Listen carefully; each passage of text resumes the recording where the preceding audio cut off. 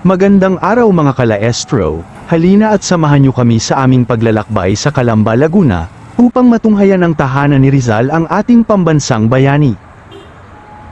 Ang Rizal Museum sa Calamba, Laguna ay tinatawag na Dambanang Rizal. Ito ay matatagpuan sa kahabaan ng Mercado Street at Rizal Street sa Poblasyon 5 ng Calamba at malapit sa simbahan ng parokya ng San Juan Bautista. Sa lugar na ito makikita ang kopya ng orihinal na tahanan ni Rizal na may istilong Kastilang kolonyal na tahanan. Ayon sa kasaysayan, halos 2 taon nang ginugol ni Francisco Mercado, ama ni Rizal, upang maitayo ang kanilang tahanan. Taong 1871 na kumpiska ito ng pamahalaang Espanyol. Muli itong natirhan ni Pasiano Rizal, isa sa mga kapatid ni Jose Rizal, ang tahanan noong himagsikang Pilipino ngunit muling nakuha ng mga pari. Ang tahanang ito ay kalaunang binenta at nasira noong ika-2 digmaang pandaigdig. Noong ika-19 ng Hunyo taong 1950, naitayo ang bagong tahanan ni Rizal at kasalukuyang nagsisilbing repositoryo ng mga alaala ni Rizal. Nang ipagdiwang ang sentenaryo ng kasarinlan ng Pilipinas noong 1998, napagdesisyonan ng Pambansang Komisyon sa Sining at Kultura sa pakikipagtulungan ng Pambansang Komisyon sa Sentenaryo, na ang Dambanang Rizal ay dapat mag-focus sa pagkabata ni Rizal. Ang tahanan ay naglalayong magbigay ng tamang representasyon ng bahay kung saan lumaki si Rizal hanggang sa kanyang formal na pag-aaral sa Binyan. Sa mga anekdota ni Rizal, madalas niyang nababanggit ang tahanan niya noong pagkabata. Inaalala ang kubong gawa sa sasa. Sa may hardin kung saan siya natutong matulog at maglilok, ang kusina kung saan siya natuto ng alpabeto, ang silid tulugan kung saan siya natuto magdasal, and silid aklatan. Kung saan niya natuklasan ang mga libro, at ang azotea kung saan siya nakinig sa mga kwento ng kanyang lola tungkol sa mga kalansay, mga nakalibing na kayamanan at mga punong namumunga ng diamante. Iyon ay ilan lang sa alaala ni Rizal nung kabataan niya. Isang karangalan ang maging saksi ng ganitong bahagi ng kasaysayan at nawa ay may natutunan po kayo. Kung may pagkakataon ay bisitahin niyo po ang lugar na ito.